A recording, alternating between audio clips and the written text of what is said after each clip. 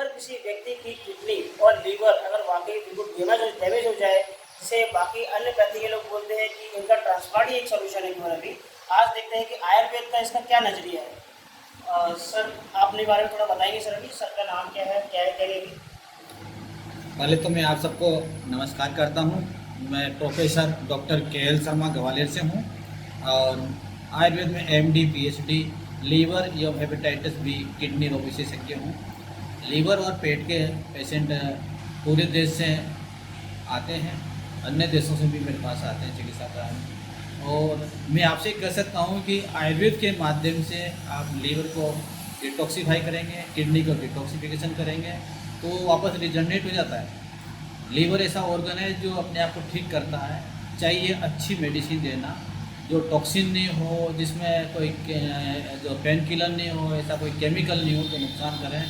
आज जो डॉक्टर हैं आधुनिक, जिनको हम डॉक्टर कहते हैं, वो केमिकल बेस्ड चिकित्सा करते हैं और उसके अंततः किडनी खराब होती है, लीवर खराब होता है, फिर डायलिसिस कराते हैं। तो ये समाधान नहीं है, ये आपकी तात्कालिक व्यवस्था है कि आपकी इमरजेंसी में आप डायलिसिस करा रहे हैं, परंतु समाधान है आयुर्वेद की तरफ आना।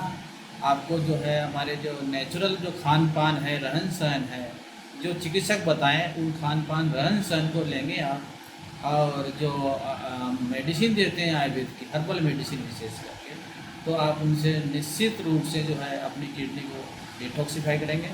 और तो जो टॉक्सिन जो बढ़े हैं, क्रेटिनिन जो बढ़ा है, यूरिक एसिड जो बढ़ा है, वो सब धीरे धीरे धीरे नेचुरल्स में आ जाता है।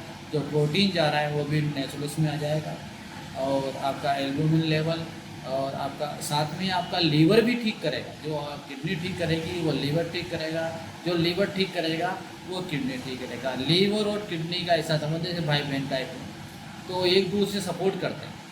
तो ऐसी कंडीशन में आपको जो है अपने लीवर और किडनी दोनों का सामूहिक चिकित्सा कराएंगे तो आप 100% आप ठीक होंगे। यही मेरी आपको संदेश है। सर पहला मेरा क्वेश्चन ये है सर कि जो लीवर है हमारी बॉडी में क्या क्या काम करता है सर। बंधुओं, लीवर हमारे शरीर का सबसे महत्वपूर्ण प्रत्यंग है, सबसे largest gland of the body जिसे कहते हैं। और जितने भी 500 प्रकार के बायोकेमिकल फंक्शन होते हैं वह हमारे जो लीवर है, जो यकृत है, उसके द्वारा की जाती है। दाहिनी पसली के नीचे राइट हाइपोकॉन्ड्रियम रीजन में यह लीवर स्थित है और इसके अंदर जो है पित्त का निर्माण, प्रोटीन का संश्लेषण होना, कार्बोहाइड्रेट से ग्लूकोज में उसका जो उसको रखना, उसको संग्रह करना, हीमोग्लोबिन का निर्माण में भी उपयोगिता है। और इसके साथ में जो है जो हमारे जो बैक्टीरिया जो इन्फेक्शन होता है उसको रोकने के लिए, हमारी इम्यूनिटी को बनाए रखने के लिए, और हमारे जितने भी और भी जो ऑर्गन है उनको क्या क्या ज़रूरत पड़ती है उस प्रकार के जो बायोकेमिकल फंक्शन है वो हमारा लीवर करके देता है। सर कैसे मालूम चलेगा हमें कि एक नॉर्मल इंसान को कैसे पता चले कि उसके लीवर में प्रॉब्लम आ रही है सर।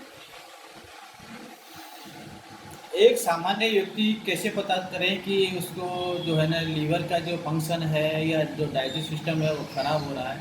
तो सामान्य से जी मिचलाना है, मोटापा बढ़ना है, आपका जो गैस की प्रॉब्लम है, अपच हो रहा है, बार बार दस्त लग रही है, और पैरों में सूजन आ जाती है, चेहरे पे सूजन रहती है, और साथ में इन्फ्लामेशन है बॉडी के अंदर, और रेशेस बन रहे हैं, कभी जॉन्डिस हो रहा है, बार बार जॉन्डिस हो रहा है। और ऐसी कंडीशन में आप विचार कर सकते हैं क्यों ना हमारे लीवर की जांच कराएं। और इसकी सही जांच जो है, आपको फैटी लीवर हो गया है या कोई सिरोसिस है तो उसके लिए जो आपको अल्ट्रासाउंड कराना है या सीटी स्कैन कराना है, तो इनके माध्यम से आपको पता लगेगा। अगर आपको लीवर सिरोसिस फाइब्रो स्कैन के माध्यम से आपको जानकारी मिलेगी, और जब आप हमसे ट्रीटमेंट लेंगे तो आपको मालूम पड़ जाएगा कि फाइब्रो स्कैन के माध्यम कितना ठीक हुआ, और अल्ट्रासाउंड से जो पता लगेगा कितना लीवर ठीक हुआ है, और सीटी स्कैन से मालूम चला जाएगा कितना ठीक हुआ। दूसरा जो है हम जो है लेबोरेटरिकल जो पैरामीटर्स लेते हैं उनमें एलएफटी लीवर फंक्शन टेस्ट बहुत महत्वपूर्ण है, उसके माध्यम से भी आप अपने लीवर की स्थिति का जानकारी ले सकते हैं।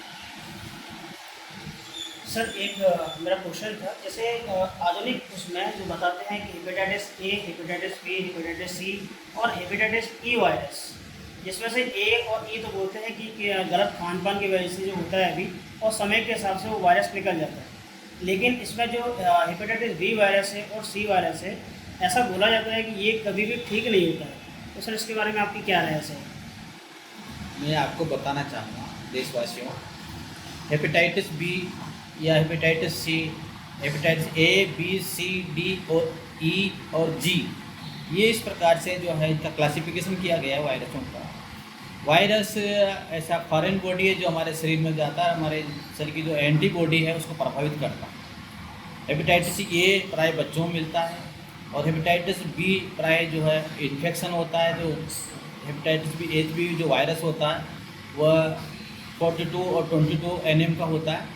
तो जो एक्टिव जो पेशेंट होते हैं उनमें जो 42 NM का जो वायरस होता है, जिनको हम कैरियर स्टेज करते हैं, वो कैरियर वाले जो पेशेंट हैं वो वायरस का प्रसार करते हैं। और जब आपको बॉडी में आ जाता है तो कभी तो 25% लोगों को जो ऐसा लगता है कि उनको फीवर आ गया है और जो साथ में उनको जॉन्डिस हो गया है, मसल्स पेन हो रहा है। तो ऐसे सिम्टम्स के साथ जो रोगी आते हैं तो उनको हेपेटाइटिस बी एक्यूट कंडीशन कहते हैं। और आफ्टर 180 दिन के बाद में, 6 मंथ के बाद में, वह जो है ना क्रॉनिक केस में चला जाता है। क्रॉनिक फेज में जाने के बाद वायरस को हम कहते हैं क्रॉनिक हेपेटाइटिस बी। तो इन दोनों ही कंडीशन में एक्यूट में अगर मेडिसिन लेंगे, आप हमसे चिकित्सा कराएंगे तो आप मुझे लगता है 3 या 4 महीने में वो नेगेटिव मेरे पास 100% रोगी हो रहे हैं। और अगर क्रॉनिक पेस में कराएंगे तो 1 से 3 साल के लगभग टाइम लगता है और वह लगभग 60-70% लोग ठीक हो जाते हैं। अगर लीवर सिरोसिस की कंडीशन में चला गया है तो लीवर सिरोसिस को भी वापस रीजनरेट करने में जो लगभग 6 महीने का समय लगता है। और अगर हेपेटिक सेलुलर कार्सिनोमा HCC आ गया है तो बहुत कम चांस रहते हैं कि रोगी ठीक हों। हाँ, उसकी लाइफ जो है रोगी लॉन्ग लाइफ हो जाएगी और थोड़ा सा जीवन स्तर आगे बढ़ेगा।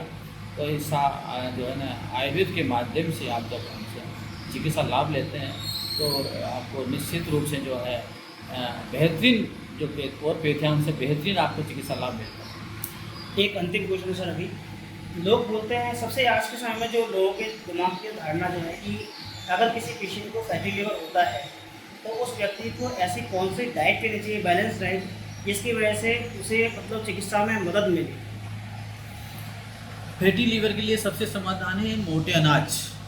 एक तो मोटे अनाज का प्रयोग करेंगे खान पान में आप। एक ऑयली फूड जो जितना भी है उनको कम से कम आप जो ऑयल है उसको 50% ऑयल कम कर देंगे। खान पान में ऑयल की मात्रा बहुत कम करेंगे और पैदल चलेंगे। पैदल चलना आपके जो अच्छा वाला कोलेस्ट्रॉल बढ़ेगा और जो ट्राइग्लिसराइड है उसका लेवल कम होगा। और आप जो मोटे अनाज लोगे तो आपको कार्बोहाइड्रेट कम मिलेगा और आपको फिर उसमें साथ में जो फाइबर होते हैं उनकी मात्रा ज़्यादा मिलेगी। आपका डाइजेशन ठीक रहेगा, लीवर में टॉक्सिन कम होंगे।